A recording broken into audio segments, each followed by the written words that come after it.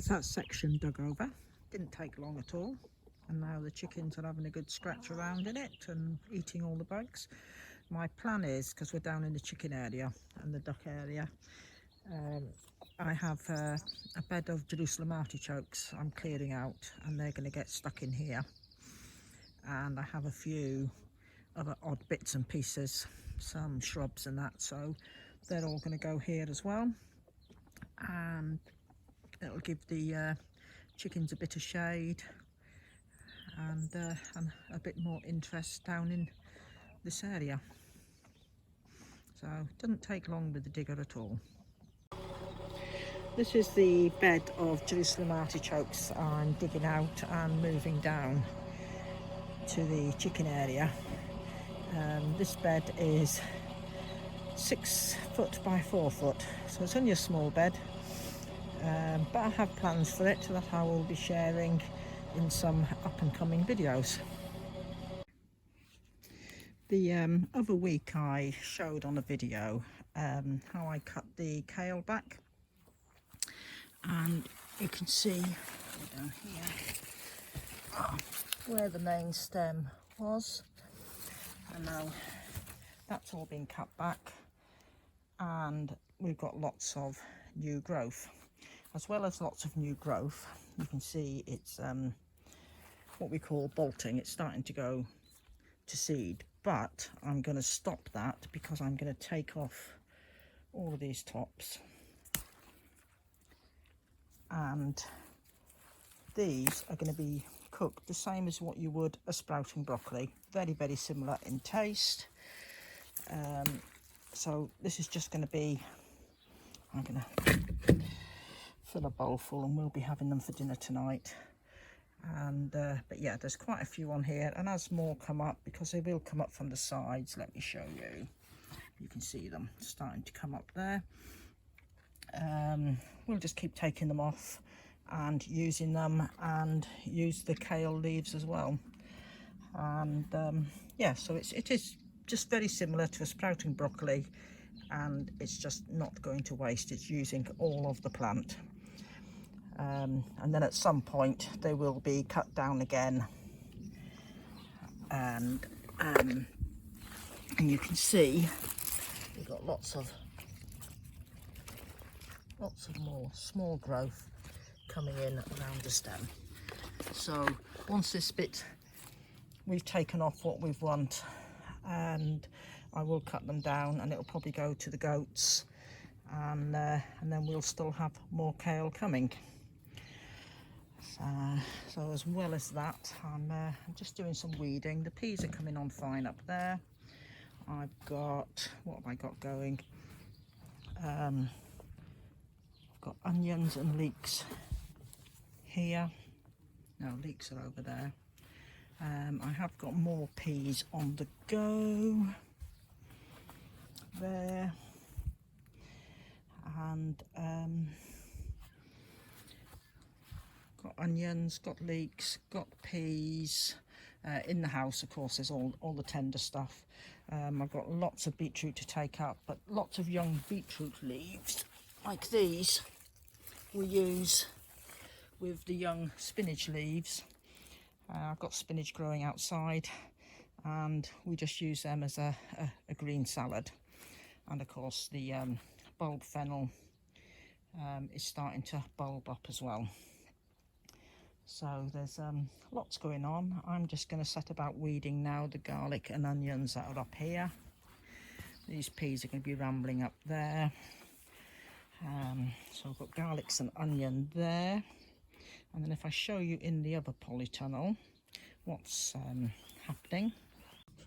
Now these two beds outside of this polytunnel have been sown with parsnips.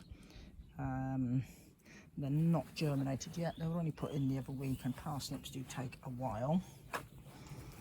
But in here we've got the carrots are all coming through. So I've got 2 beds of carrots there, and I've got a selection of different lettuces all coming up here in this bed. There's still some spring onions there to use. There's still some spinach there to use. but most of these beds in here will be planted up with tomatoes and peppers. And if we head back outside, and I've got some aubergines to come in here as well. There's another parsnip bed. I've got some late garlics. I managed to get hold of some cheap bulbs that were reduced, so they've gone in here, and as you can see there's one there down there starting to sprout as well, but there's a few of them just starting to put on some growth now. And then I've got onion bulbs in here and onion bulbs in here. Now I've got these covers on to stop the birds pulling out the bulbs, and it also keeps the cats off. These two beds aren't in use yet. This one is all prepared, ready for some of those peas to go into. And that big bucket at the end, I'm going to put, I think I might use that for a squash of some sort or whatever. Haven't decided yet. So, but yeah, these are plastic brick guards, and anybody local who wants any, we've got them for sale at £2 each. They're old, quite a thick plastic actually, and they just fit nicely onto the pallet collar beds, and but you can join them together as well, and they're just great for keeping cats off. I do have a bit of an issue with next door's cats trying to use my beds as a toilet. We've turned off the water system here now because it's going to be emptied and moved. There's still a couple of crayfish in there, but we shall catch those and move them over as well. But it's all being moved into the other polytunnel. All this old watercress will be cleared out, and I've got some more watercress on the go which will be planted in there. And round the other side, there's loads happening in the fruit cage. It's all blueberries and everything are all coming into flower. And, the bit you saw earlier in the video that I was clearing is now all cleared. The bed is filled. I've got a trellis up at the back of it. The herb pots from another video are out here now, and on the other side I will put some pots of potatoes. But this bed is going to be used as an experimental square foot gardening, which is coming up in another video as well, and I'm going to sort of do a whole series on how that develops over the year.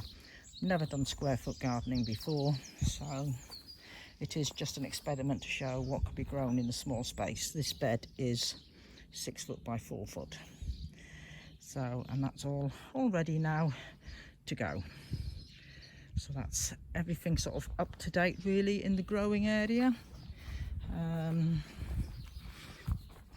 You can see the pots of potatoes I forgot to bring in. They got nipped back by the frost, but I'm just going to top them up and they will reshoot. The peach tree has finished its flowering, and hopefully we've got lots of young peaches there coming on. The dwarf plum, not showing any signs of flower, but I'm not expecting it really to flower this year. This bed's waiting to be planted up. The big orange tree at the end has got lots and lots of blossom coming, just loads of it. Szechuan pepper is back in leaf.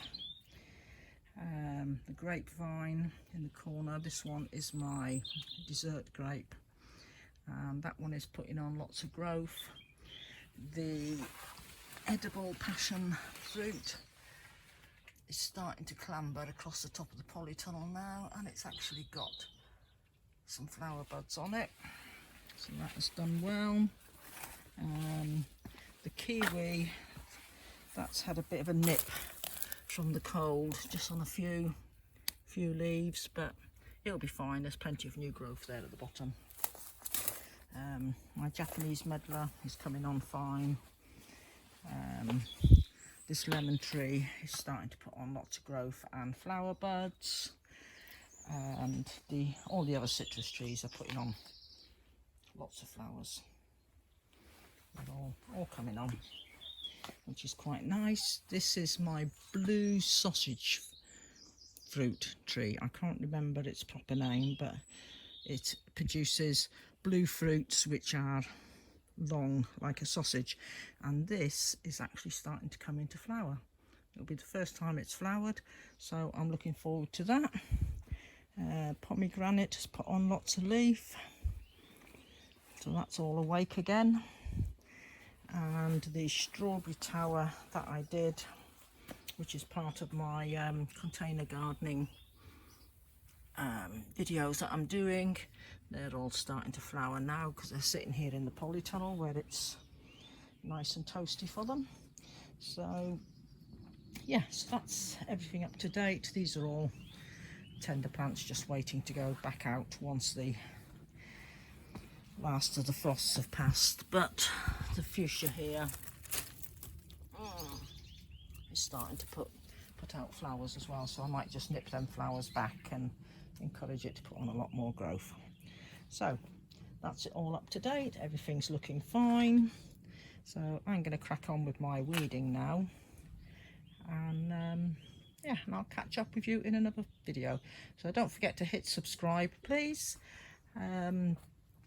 It'd be nice if you could join me on the series of the growing in small spaces, and I'd welcome any hints or tips. I mean, I've always had plenty of space, so growing in a small space is sort of something new for me to try, and it'd be nice if you could follow me along on the journey, and yeah, and give me any advice. So take care everybody, hit subscribe, give us a thumbs up, and please feel free to leave any comments and questions. Thank you.